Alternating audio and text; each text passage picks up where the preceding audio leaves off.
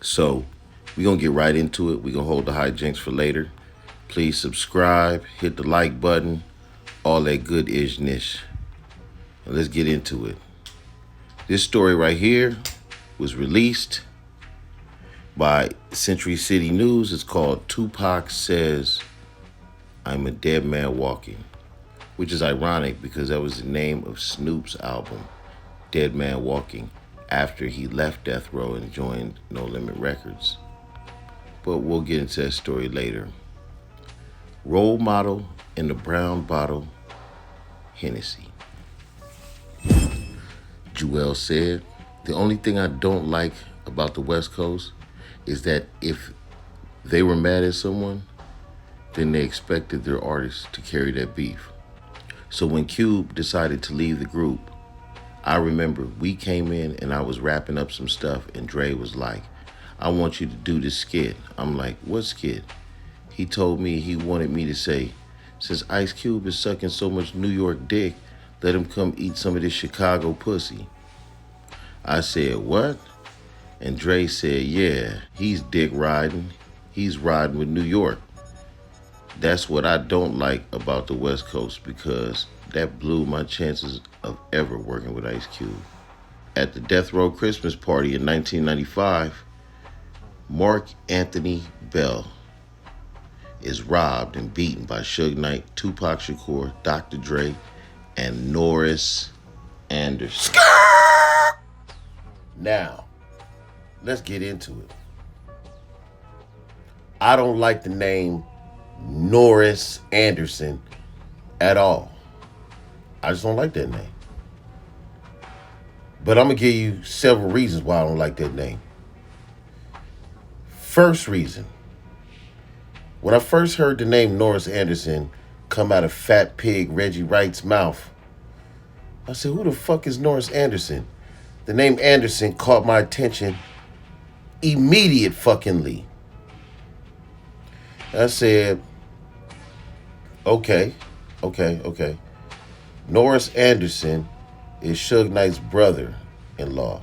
I didn't even know that Suge Knight had siblings. I thought Suge Knight was an only child. I don't know why, I just assumed, I guessed.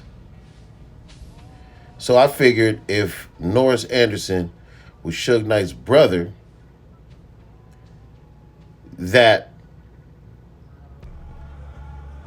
or his brother-in-law, that he was Sharitha's brother. So I kept looking up the name Sharitha Anderson. But one thing that brought up to me was Sharitha Golden, which I imagine must be her either maiden name or a new married name. Sharitha Golden, not Anderson. And so no matter what I typed in, I couldn't for the life of me find anything with this Norris Anderson dude. And then one day, obscurely, just searching through the internet, I run into Suge Knight's sister, Karen. That's right, Karen. One of two sisters that Suge has. Sister Karen was or is married to Norris Anderson. Now let me tell y'all who Norris Anderson is and what he did. So obviously, he's Suge Knight's brother-in-law. He's married to Suge Knight's sister, Karen. When Suge Knight went to jail for probation violations in Las Vegas the night that Tupac Shakur was shot, Norris Anderson, before Reggie Wright Jr., assumed ownership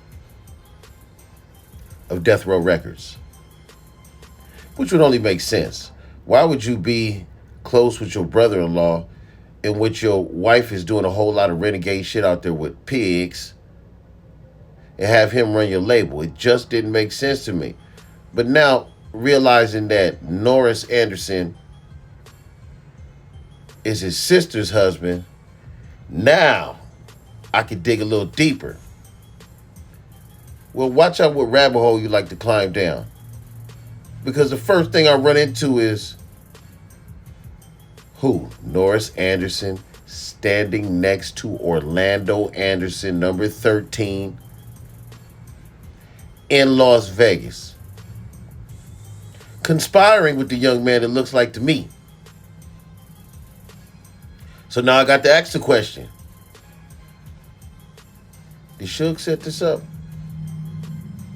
Man, I hope for the life of me I'm not right in any way. Let's commence. Off-duty police officers monitor the scanners and notify the perpetrators that the police have been dispatched and the crime scene is sanitized. When police arrive, they see Bell and ask him if he needs help. Fearing retribution, he waves them off. 2 days later, he files a police report, but because it's stale, the police make no arrests. From the police report, we read photographer Roderick Nixon's account. He walked into the living room and was looking up at the upstairs balcony when he saw Bell spread out on the balcony. There was a lot of movement. He saw Shakur making a stabbing motion at Bell. He saw another male, Black, assaulting Bell. The suspects then moved away from the balcony and out of his sight. Nixon went down the hill and found police and told them what was happening. Their visit have saved Bell's life. Knight, Shakur, and Dr. Dre were trying to get Bell to give them the home address of Sean Puffy Combs. Everybody on Death Row Records had taken up Suge Knight's feud with Sean Puffy Combs. Shakur had a beef of his own. For 8 months, Suge pursued Tupac, wanting him to sign with Death Row, only to be brushed off. Tempting as Knight's offers were, Death Row was the premier rap label, putting out one multi-platinum record after another. Tupac had consistently declined to leave Interscope, but in the summer of '95, when it seemed as though his incarceration might continue indefinitely, for years even, if he was not involved to post bail, he was more desperate than he'd ever been. It was in a dark, bleak moment that Knight and apparently Iveen as well saw the opportunity to arrange things the way they wanted to. It had become not only attractive but vital to Death Row that Tupac joined the label.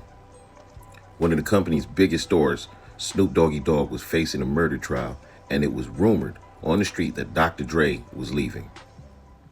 Dre would indeed leave by early 1996. Death Row could not afford to lose both artists, and Knight surely knew that Tupac would be more popular than ever after his prison term, more real to his audience than he had been before. What brought Tupac to Death Row? Sitting in Dannemora prison was giving Tupac time to think about his life. He most reflected on his current predicament. Agnan's lawyer, Paul Brennan, believes that Tupac should never have been convicted. It was a very weak case, he said. A lot went on at Nell's. Brenner suspect that the police planted the gun they found in the hotel room. I worked for the PBA for 10 years. I know the police. The police are friends of mine, he says. But Tupac had no friends in the police. I couldn't find a policeman who had a good word to say about Tupac. Tupac had attracted the attention of the police and politicians.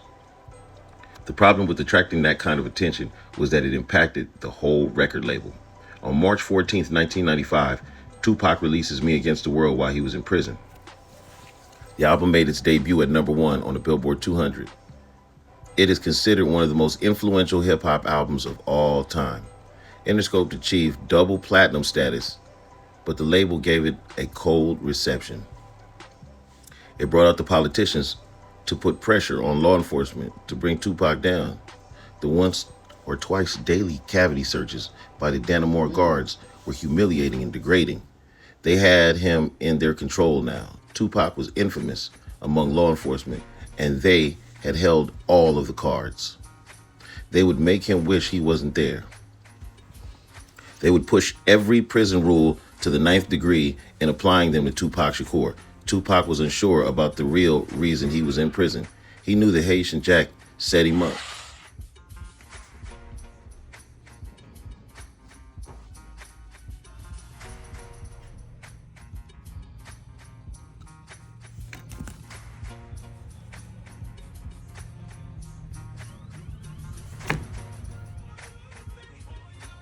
Back then, Tupac ignored the warnings.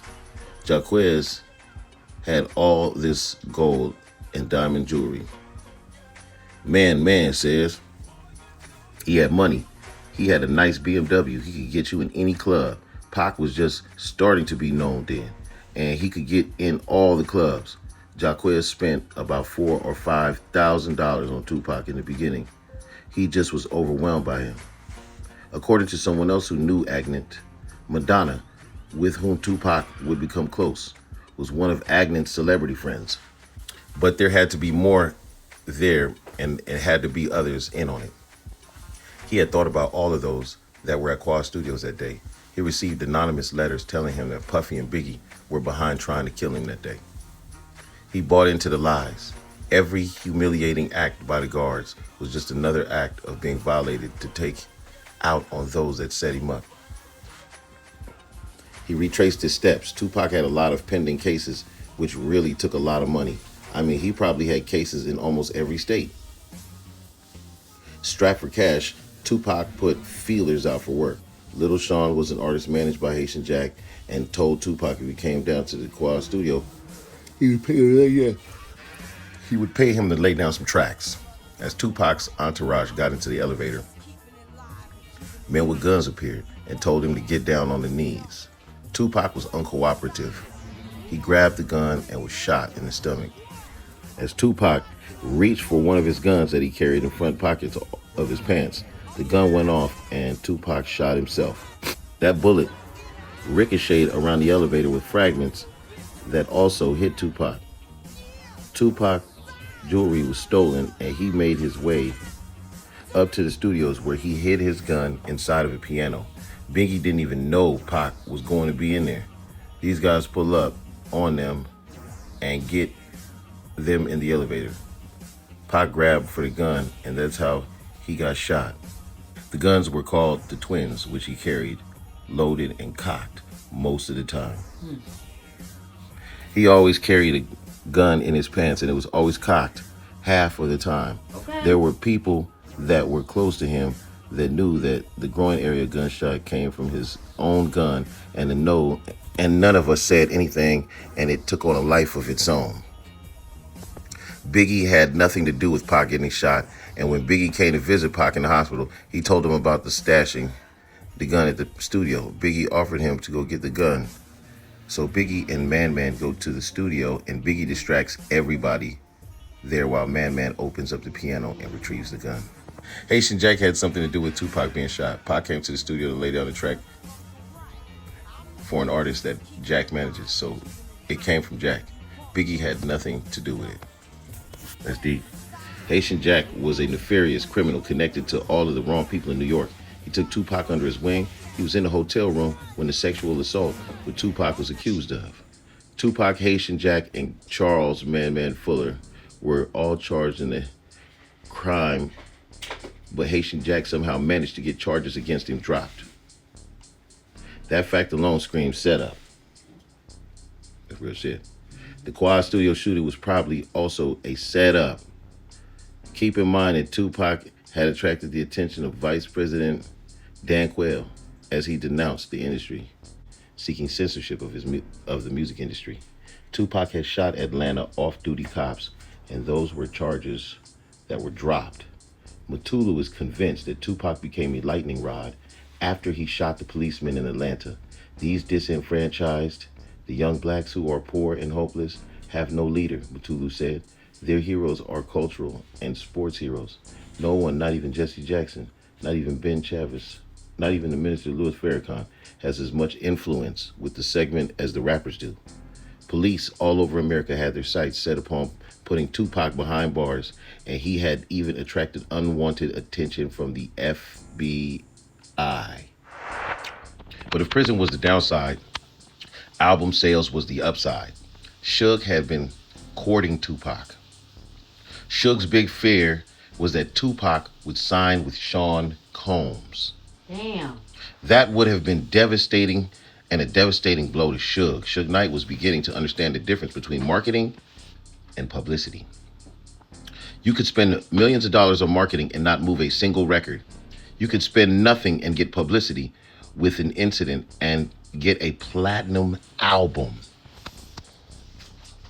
Tupac was a prime example. Every time he was in the news, his album sales grew. When he shot the 2 off-duty police officers in Atlanta and got away with it, he became a legend. When he was indicted for rape in what appeared to be a total setup by law enforcement, his popularity jumped out the roof. But when he was shot 4 times in New York, he became immortal. Wow. That's true, too, because all this shit happened at one time. Gangster. There's and allegedly, that's not the only people that Tupac shot. Fofo. My fofo, make sure all your kids don't grow. Boy. There is no evidence that Death Row Records was behind the anonymous letters, but it fits the pattern of anonymous tips coming in to law enforcement to sway the investigations in the El Rey Theater. Murder of Kelly Jamerson. The Tupac Shakur murder and the murder of Biggie Smalls. Whether the letters came from Death Row or another source, they successfully swayed Tupac by sowing the seeds of distrust. When Suge stood on stage and called Puffy out, many saw this as Suge reaching out to Tupac. He would never sign with Bad Boy Records now that he believed that I would put the word on the streets that Biggie was behind the Quad Studio shooting. Signing Tupac was just a shot across the bow. Puffy would have loved to have Tupac on Bad Boy. Suge learned from David Kenner tactics to divide and conquer to keep Tupac away from Puffy's camp, because Puffy was coming with that money for Tupac's bail as well. Did you ever imagine Tupac and Biggie on the same label? Yeah. Wow. I never knew Puffy was coming to bail Pac out. I didn't know that. Now that I know that, that makes it even less likely that Puff had Pac shot. I don't know. He wouldn't have had him shot that first time at the Quad Studios if he was going to bail him out. Remember, Pac got shot twice. Mm-hmm. Yep. Puffy would have loved to have Tupac on Bad Boy. Suge learned this from David Kenner's tactics to divide and conquer to keep Tupac away from Puffy's camp. Now, Tupac had taken up Suge's hatred of the East Coast. For Suge, it was personal. Once Tupac came out of prison and joined Death Row, he probably did more to stoke the flames of a much publicized feud between East and West Coast rappers than anyone. Suge got Dr. Dre, Tupac, and Suge's homie to participating in a beating of Mark Anthony Bell at Death Row Christmas Party in '95 to attempt to get Puffy's home address. Since they didn't get the address, at least Puffy would hear about it and hold it against Tupac, closing that door to him in the future. But that still don't make Suge and Puffy even. On or after October 11th, Tupac was released from prison and bail pending his appeal. During the short period of less than 1 year between Tupac's release from prison and his death, Tupac recorded 3 full CDs and approximately 152 other tracks. Blunt, smoke, studio. Many of those tracks had not been released at the time of his death in September. Subsequent to October 11th, 1995, Interscope and Death Row Records produced and released a double album recorded by Tupac entitled All Eyes on Me, which have sold more than 5 million copies and went quintuple platinum. According to Death Row, Eyes was the first double CD album in rap music history. Keeps taking roller coaster. DJ Pain I One. get my heart up off the floor.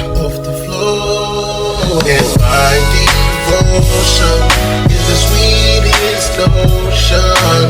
Cause I keep on ready to give him more. Oh, I gotta have faith.